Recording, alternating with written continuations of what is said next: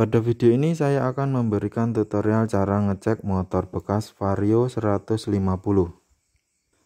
Nah, untuk Vario ini adalah tahun 2015. Untuk kisaran harga di Jawa Tengah masih kisaran harga 16 jutaan. Kalau di Jawa Barat tentunya lebih murah ya, 2015 paling sekitar 13 jutaan.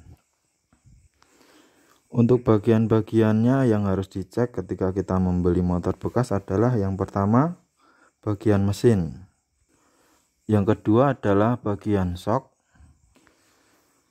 selanjutnya keseluruhan bodi-bodi motor masih bagus atau sudah retak-retak ya, atau sudah pernah jatuh. Kemudian yang terakhir kalau oke semua, tinggal kita cek bagian surat-surat atau dokumen ya, nomor mesin dan nomor rangka. Nanti saya akan tunjukkan posisi nomor mesin dan nomor rangka. Biasanya posisinya di sini ya, nomor rangka, kemudian nomor mesin di bagian di bawah CVT. Nah, yang pertama adalah bagian mesin. Nah, bagian mesin ini menggunakan radiator ya. Nah, radiator itu perlu dites. Cara ngetesnya mudah saja teman-teman ya. Kalau radiator ini bermasalah akan cukup repot ya. Ini biasanya silindernya bocor, kompresi, atau termostatnya bermasalah. Nah, ngetesnya secara gampang saja seperti ini. Misalnya ini mau dites ya. Jadi dites itu buat jalan 1 atau setengah jam ya, nanti ada masalah atau tidak.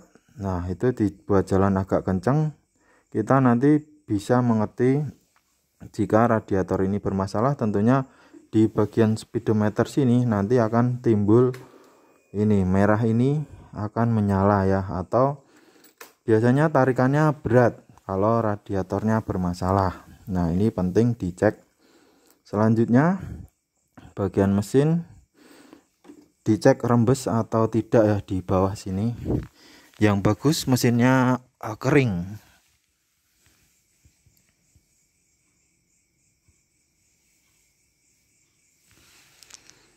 Nah, di bagian kepala head atau di bawah-bawah sini yang bagus adalah kondisi kering. Kalau ini basah bagian tutup oli, biasanya pas pengisian oli tumpah saja ya, bagian sini ya. Nah, selanjutnya bagian mesin juga kita bisa ngecek bagian knalpotnya ya. Jadi lubang knalpotnya ini dicolek gini harusnya sedikit jelagannya. Nah, seperti ini bagus ya. Kadang kita ngecek tahun lebih muda atau 2020 ya, itu jelagannya tebal sekali. Nah, itu mesinnya tidak bagus atau sering telat oli. Kalau ini masih tipis seperti ini masih bagus ini. Nah, intinya kalau ininya jelagannya sudah tebal, itu mesinnya kurang terawat. Selanjutnya bagian mesin juga ya, masih di bagian mesin, ngetesnya seperti ini. Dibuat jalan, dinyalakan mesinnya, harusnya suaranya halus. Dibuat jalan, dibeset ya, dibeset agak kencang di jalan lurus, tenaganya full ya, tidak loyo. Nah, untuk suara ya saya contohkan di video, namun tidak jelas ya mungkin ya. Ya, intinya agak seperti ini suaranya.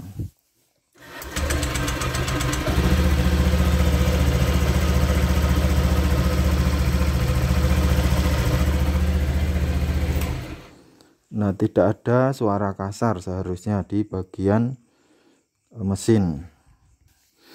Selanjutnya masih berhubungan dengan mesin, yaitu bagian CVT. Bagian CVT ngeceknya dinyalakan, digas-gas, harusnya tidak ada suara kemplotok atau suara aneh. Kemudian ketika dibuat jalan, CVT ini tarikannya seharusnya responsif, tidak loyo atau tidak mengeluarkan suara kasar. Nah, itu bagian mesin cara ngeceknya ya. Selanjutnya ke bodi ya. Bodi ini riskan jatuh ya. Untuk mengetahui pernah jatuh atau tidak, caranya seperti ini. Kalau pernah jatuh, di sini biasanya tergores. Di sini, dan di bagian sini. ini jatuh ringan ya. Kalau jatuh parah tentunya di sini akan kena juga. Nah, ini bagian kiri kanan dicek semua. Nah, seperti ini masih mulus ya, berarti belum pernah jatuh. Selanjutnya bagian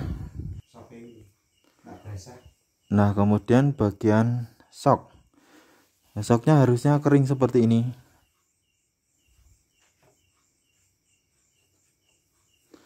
Nah, ini debu kering ya. Ya, di sini ada olinya tapi tipis sekali. Oli, karena dari sini juga ada olinya ya, dan di sini dibatasi dengan seal. Olinya tapi dikit banget, dan di sini bukan debu basah. Ya, ini ciri-ciri sok yang masih bagus. Kemudian dibuat jalan juga harusnya masih enak ya. Kalau masih bagus tentunya buat jalan empuk. Demikian juga yang bagian belakang. Nah, di sini tidak boleh ada rembesan. Nah, kalau ada rembesan berarti sudah minta ganti. Untuk harga sok ini sekitar yang belakang ya sekitar 100 ribuan ya, kurang lebih. Kalau yang ori agak mahal sedikit. Kemudian kondisi ban ya, kalau yang bagus masih tebel dan tahunnya tahun muda. Nah, tahun ini ada di pinggiran sini ya. Kalau nggak di kiri berarti di sebelah kanan. Nah, ini tahun 2023, baru umur setahun.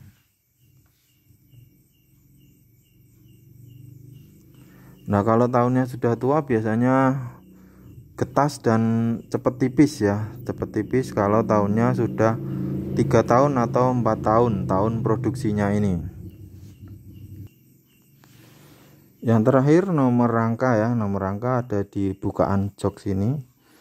Nah, nomor rangka ini harus benar-benar teliti. Pernah dulu teman saya ada yang kejadian tertipu ya. Ini nomor rangkanya beda sama yang di BPKB atau mencurigakan. Jadi di sini ada bekas selas-selasan sehingga ketika di balik nama atau ganti kaleng, ketika pas gesek dia malah ditahan di kantor polisi.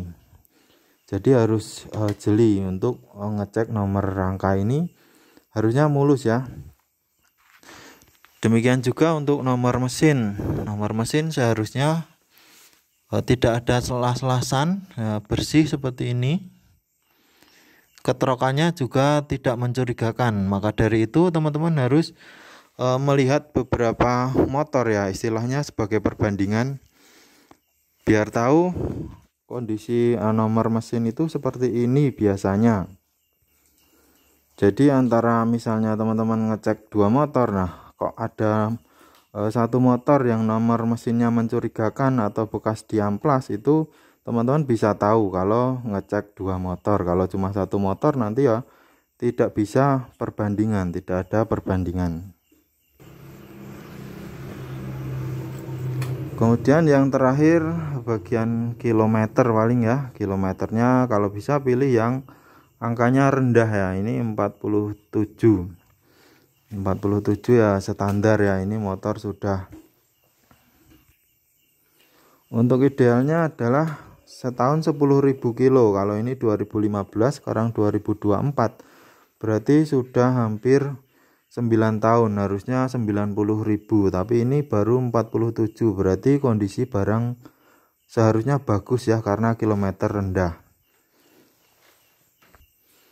Jadi kalau bisa memilih kilometer yang rendah, misalnya motor umur 5 tahun berarti standarnya 50.000.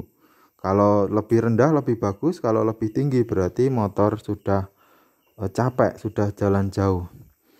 Nah, oke teman-teman, seperti ini video dari saya, semoga bermanfaat. Terima kasih sudah menyimak ya. Jangan lupa like, subscribe, dan komen agar saya bisa membuat video seperti ini yang lebih banyak ya, yang bermanfaat tentunya. Terima kasih sudah menyimak, sampai jumpa lagi di video selanjutnya.